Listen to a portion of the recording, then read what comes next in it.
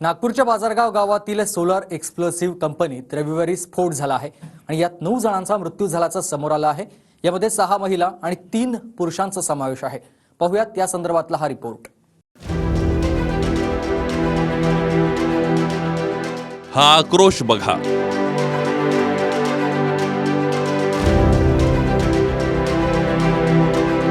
हा आक्रोश आहे नागपुरातील सोलार कंपनीत झालेल्या दुर्घटनेनंतरचा।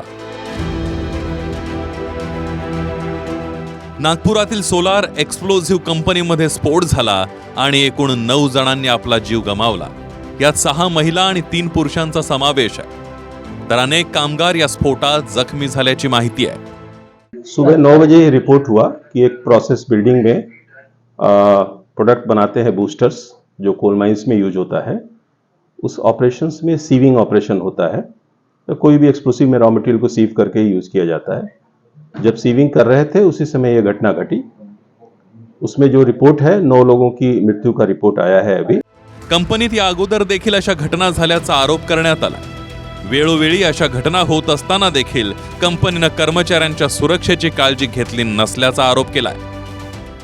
या कंपनीमध्ये नेहमी गेल्या दिवसा हादसे होत असतात, कुठल्याही प्रकारचे सिक्युरिटी नसताना यांनी जेव्हा आमचे मृत लोकांचा आकडा 9 लोकांचा दिला, पण कुठल्याही प्रकारची ठोस माहिती अजून आली नाही। लोकांना आपले परिजन क्लिअर आहे की नाही याची माहिती अजून भेटली नाही। जवळपास या सोलारमध्ये काम करते आहे आणि अशी एक पहिली घटना नसून याच्या पहिली घटना झाली। हे कंपनी मालक ह्या लोकांचं सर्व राजकीय पुढाऱ्यांशी सेटिंग करून ह्या भागातल्या लोकांवर अति अन्याय करते आहे।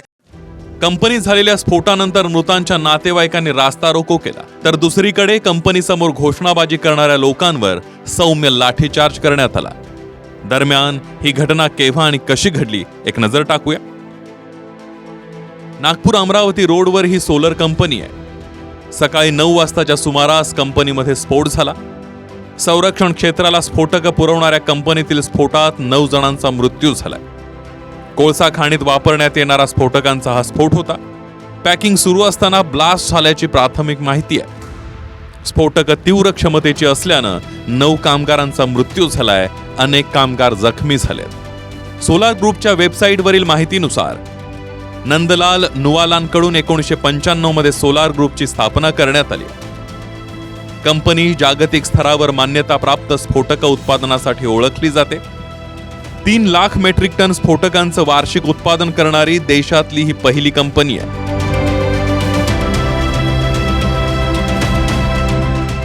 कंपनीमध्ये झालेल्या स्फोटानंतर अनिल देशमुख आणि अजित पवारांनी घटनेचा आढावा घेतला। तसंच या घटनेचा मुद्दा विधानसभेत मांडणार असल्याचे देशमुखांनी म्हटलंय। साहजिकच आहे, जे नातेवाईक आहे त्यांचा आक्रोश राहणारच आहे, साहजिक आहे। त्यांच्या अनेक मागण्या आहेत, त्यांच्या ज्या अनेक मागण्या आहेत त्या मागण्याकडे इथलं जे सोलरचं जे प्रशासन आहे त्यांचं लक्ष नाही। त्याच्यामुळे त्यांच्या मागण्याकडे प्रशासनाने लक्ष घालण्याची आवश्यकता आहे। मी या सर्वांना सांगितलं की तुमच्या ज्या काही मागण्या आहेत त्याबद्दल प्रशासनाबरोबर एक मीटिंग घेऊन त्याची चर्चा करून त्यांच्या मागण्या पूर्ण झाल्या पाहिजे। नागपुरातील घटना दुर्दैवी असल्याचं मुख्यमंत्री शिंदेंनी म्हटलंय। तसंच मृतांच्या कुटुंबियांना 5 लाखांची मदत देखील सरकारकडून करण्यात आली आहे। झालेली घटना अतिशय दुर्दैवी आहे। उपमुख्यमंत्री देवेंद्र फडणवीसजींनी मला फोन केला होता, ते स्वतः त्या ठिकाणी भेट द्यायला गेलेले आहेत वस्तुस्थिती जाणून घेण्यासाठी। ज्या काही त्या ठिकाणी गोष्टी करायच्या असतील त्या करण्याच्या सूचना दिलेल्या आहेत।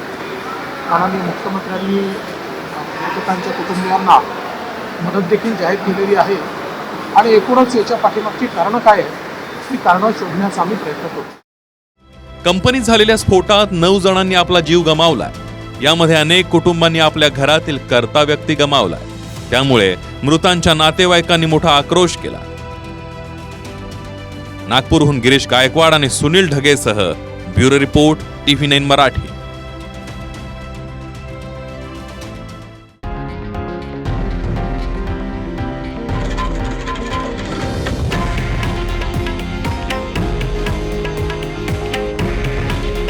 हे आहे देशातील नंबर 1 न्यूज नेटवर्क आणि आपण पाहत आहात TV9 मराठी।